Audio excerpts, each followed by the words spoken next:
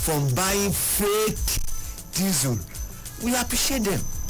But I do not think that it should amount to throwing away the baby and the bath water. In actual fact, I suspect that the cabals are at work, because in this refinery, it is now they can reduce it. And I don't think this should cause this type of brouhaha. And let's say the truth of diesel, it means, because it crash the price more than demand. And if supply is more than demand, of course you know what happens to price. And this they will not want. So their own, the sulfur content is okay. But the one from the refinery, the sulfur content is high. They know how to reduce it. And we thank them. First, I want to look at the role of the regulatory agency. Heavily in that sector, it becomes a national interest matter again. So if that is a national interest, I think the regulatory agency should make it. The refinery is pushing out to ensure that whatever is pushing us is to the Nigerian interest.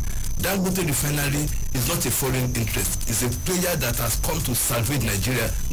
So I don't see the regulatory agency behaving as as I have said, is the cabals at work again. They should not make Dangote refinery a scapegoat.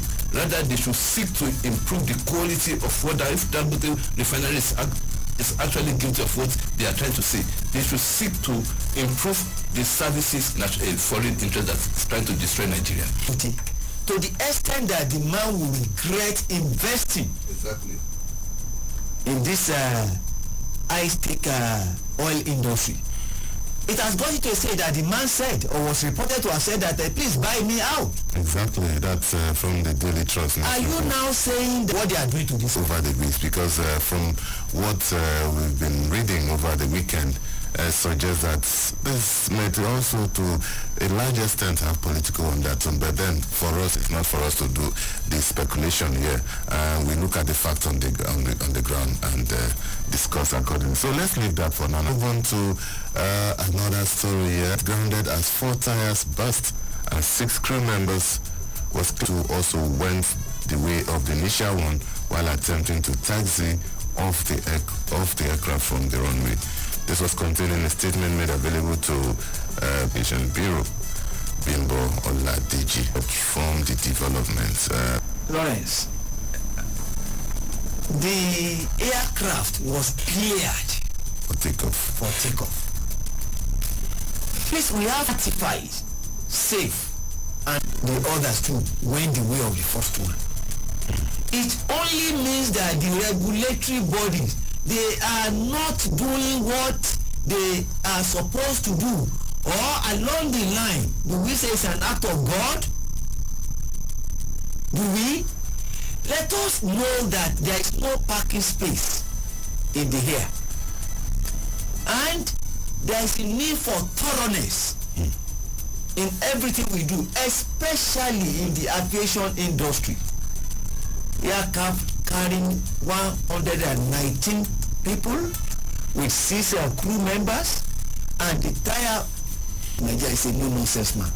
You should please do the needful. Okay, Mr. Solanke, created by human beings. So, want to sanitize the system, regulation is important. If the regulatory agencies or regulatory authorities are not doing their work, so many things will go wrong in our public life. Understand? So, we thank God that this accident was averted. But aviation is very critical. It's a very critical sector of the economy. It moves a lot of people. And so far, it has been always said that air transport is perhaps the safest. Unfortunately, if you are recording this kind of incidents, up and doing requires to maintain who as we cannot afford to put with speed, with dispatch, and it is air transport that guarantees that, and we cannot afford to see the air transport system being compromised by faults, whether human errors or technical faults. The aviation, they must put all that it requires in terms of expertise in monitoring, in evaluating the competencies of these airlines to be in the industry. All right, thank you so much. You can join the discussion. Call us on 0903, call us on 0818 2222205 or 0818 206. It's newspaper review on Citizen 93.7 FM here in Abuja. And I have two distinguished journalists in the studio. Abdulwaris Shelisa saying this morning. Let's take a trip to the sub-region, gentlemen. ECOWAS will sustain standby force against terrorism. Others, according to the chairman of ECOWAS and our own dear President Bola Ahmed Tinubu. He said yesterday in Accra, during an address, he highlighted the progress made by the West African Economic Bloc and the prevailing challenges presenting the achievements of ECOWAS in the past year at the 6th mid-year authorities of heads of state and government. In a statement by the presidential spokesman, Ajurin Gelali, said the community had activated a standby force. Whether in Nigeria or in the sub-region, the West African sub-region, is a cause for concern. It is good news that any form of terrorism, banditry, or vices in the sub-region. Thank God that we are lucky in this climb, especially now that we have a round peg in a round hole. It is kudos to our own President Bola Ahmed Tinubu, the man that we know that as his eyes feast on how, because the work has just started. Mr. Salanga, some people believe that the idea of a standby force is virtually impracticable because of the politics of the sub-region. How would you react to this? Well, I will not say it's impracticable. I want to look at NATO, for instance. What is NATO for? That's the North Atlantic Treaty Organization, and see what it is doing in countries that it has interest. And so, if we in Africa, if we have a standby force, we will not be needing to invite foreigners or Europeans or Americans to come and intervene or interfere in our affairs. It's time for Africa to take hold of its own destiny, to take its destiny into its own hands, so that we can react to a situation, and that one is going to be at a lower cost for us. You understand? So that a standby force is where the terrorist tendency is now blooming, to ensure that these standby forces are well funded. They should support the initiative to ensure that when they are well funded, well kitted, the equipment as went to the leadership newspaper. There's a student independent electoral commission, the Senate to create the local government independent electoral commission sponsored by Senator Sonny Musa, the umbrella body of all registered political parties in Nigeria. In a statement issued to journalists in Abuja, said the move is unacceptable and another commission will not address the challenges faced in conducting local government commissions or local government elections, saying instead it will lead to unnecessary duplication of registrar, IROF, beavers, ballot boxes and other resources to conduct a successful election. All the registered political parties in Nigeria saying that, there is no need for the National Assembly to pass a law or to enact a law creating a local government independent election commission. It is a welcome opinion or advice. For how long we will continue to duplicate things?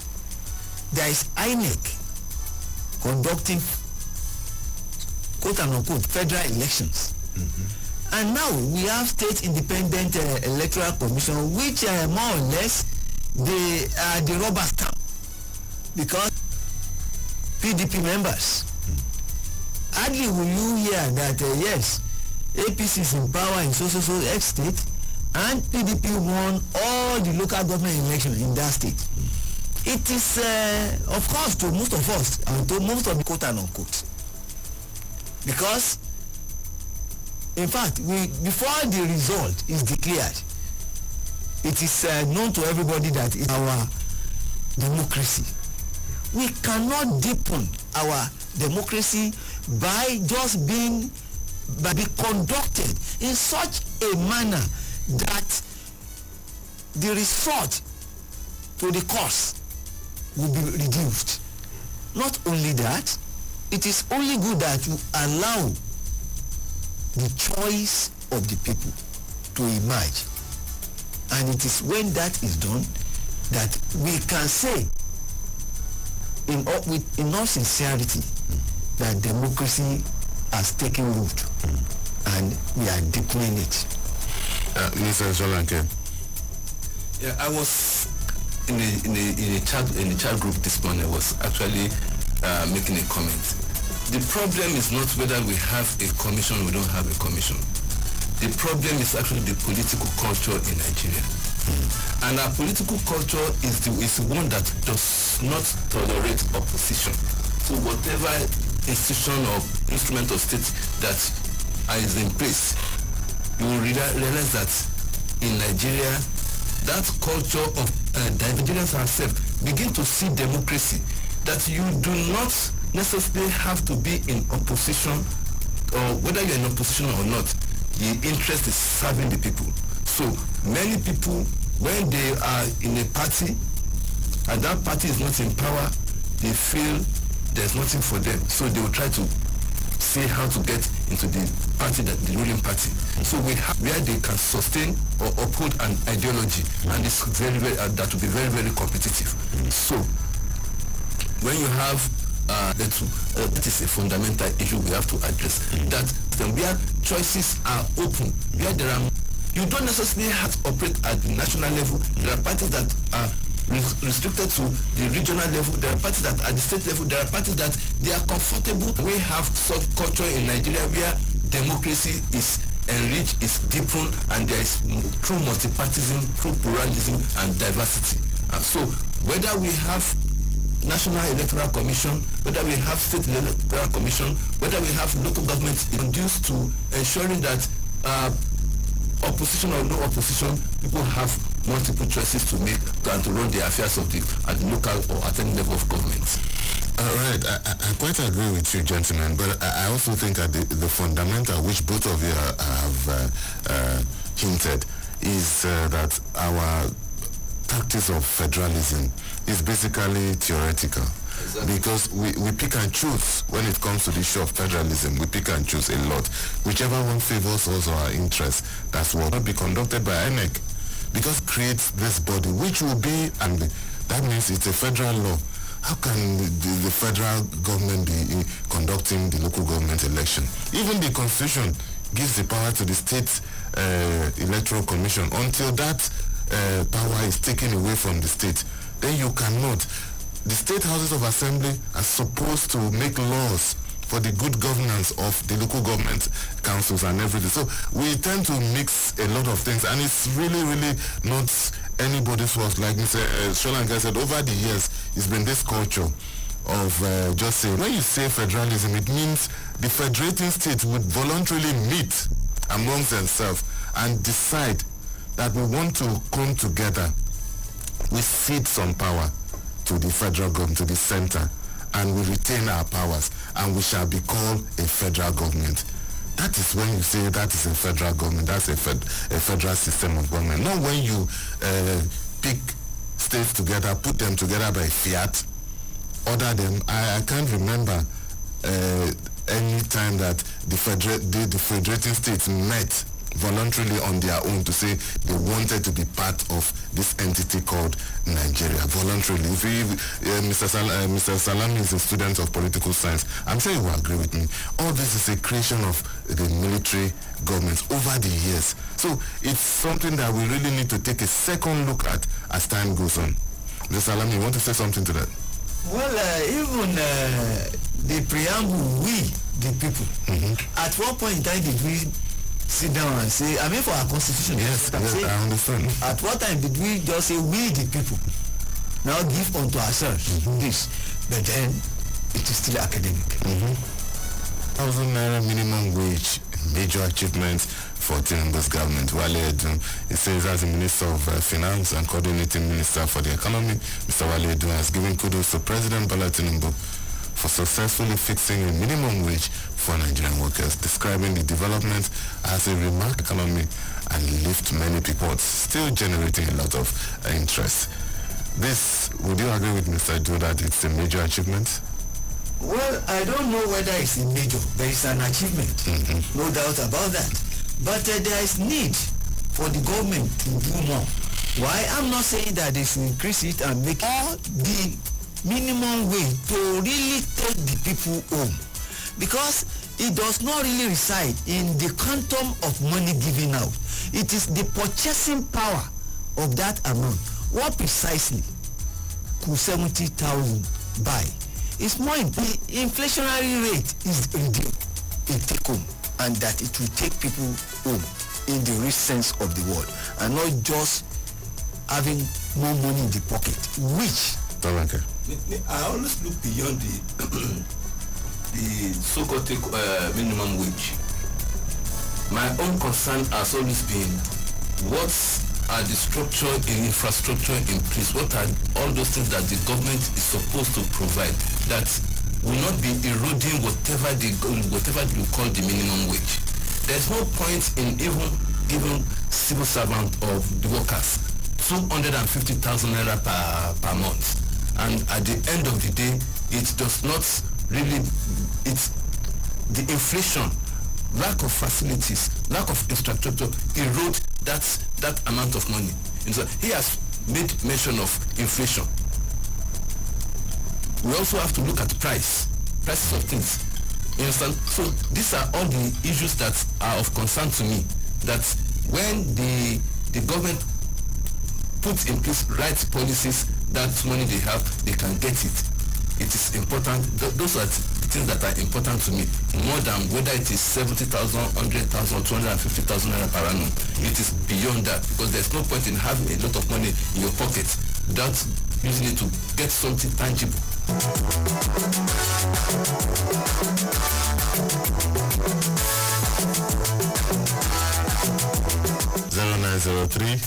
0903-2229-797.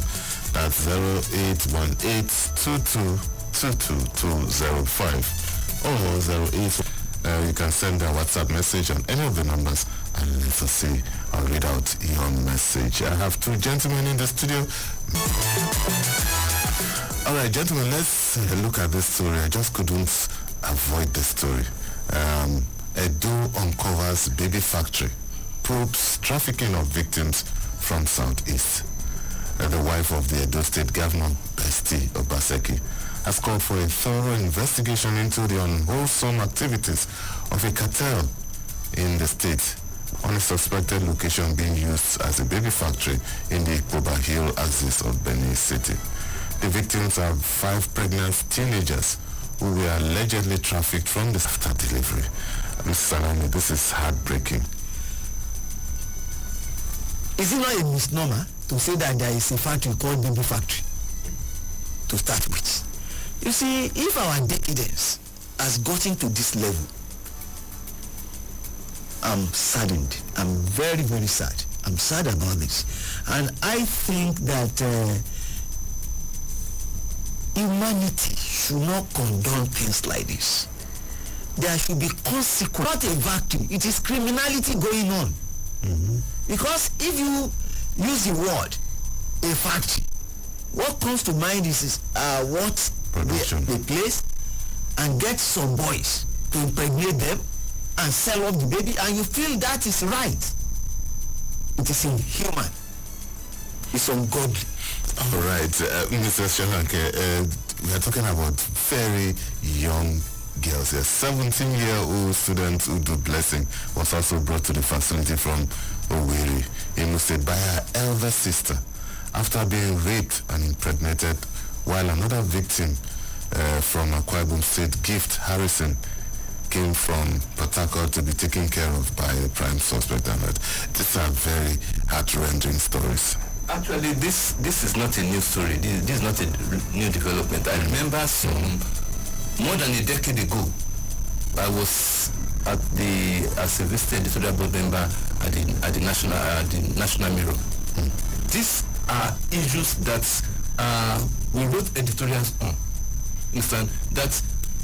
Look, where the problem is actually the government, the relevant government agencies, not this mushroom, all kind of homes that are set up in the name of charity. That what they do there is, as I have said it, inhumanity and criminality. Because they actually recruit people from, especially that Addis, Edo, and the South. All these, whether you call it people, they are actually also recruiting the same, but not open to the public. And we can get to the roots if we as media do proper investigative journalism, will uncover many things. If the relevant government agencies that are responsible for monitoring and enforcement go to their areas, they will uncover so many things, so many atrocities. And that is the basis of this child trafficking. Child trafficking, baby factory, they belong to the same league. So what are the Ministry of Social Welfare doing in the states? Exactly, Mr. Sholanga. I completely agree with you that this is not a new field. The question is, Mr. Salami and Mr. Sholanke, see, they know work, they go to the same market, they virtually know people who do these things. And sometimes security agencies are not magicians. They deliver based on credible information that they get. They have their own role to play too, but the people who live in these communities also have a role to play by speaking up. They say when you see something, say something, do something, because it's criminal at the end of the day. Now, after you have raised a very germane issue, people talk about government, talk about governance. If you talk about government sector, the other players in the governance structure, are they playing their role? We citizens, NGOs, the police, the Ijalojas, everybody have a role to play in the governance system.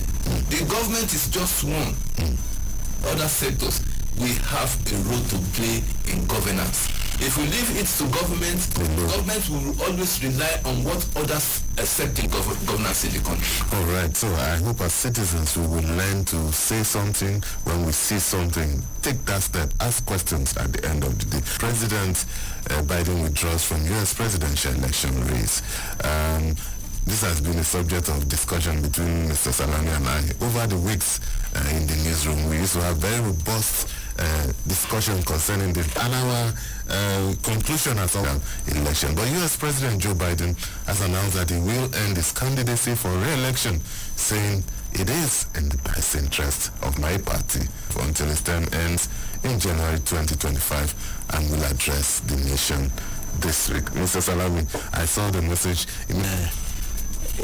It's too late for Omoye because Omoye had gotten to the market naked. Well, I don't know what that will turn out to be at the end of the day, because the vice president now, who is at least being rumored for now, that will take his place, is he a match to Trump? I leave that to the Americans to decide. Mr. Salaki. Well, it is from that angle that I'm also looking at it. Look at the addiction of what's the name of this American, and which came out in the Obama's presidency. Now it is not just about another color of America. It is another gender of America. Over the years, men have been presidents in America. Will America embrace the spirit that it acclaims as the champion of democracy in the world, if Kamala Harris is endorsed, will America give woman a think that what we saw in Hillary Clinton's saga, I do not know whether it will change. All right. There's going to be a lot of talking points, and for some people, the Democrats leave it too late in the day, but then, you know, they say in politics 24 hours is a very appreciative of your interventions today. Mr. Abdulwaris Sholanke, thank you so much, sir, for coming on the show. It's a pleasure. And as usual, ever reliable. That is dependable. We are just trying our best. All right, thank you so much, gentlemen. That's our package on the show today. Tomorrow, let's make it a date, same time, same station, bright and early. My name is Lawrence Omoiti. Enjoy the rest of your day.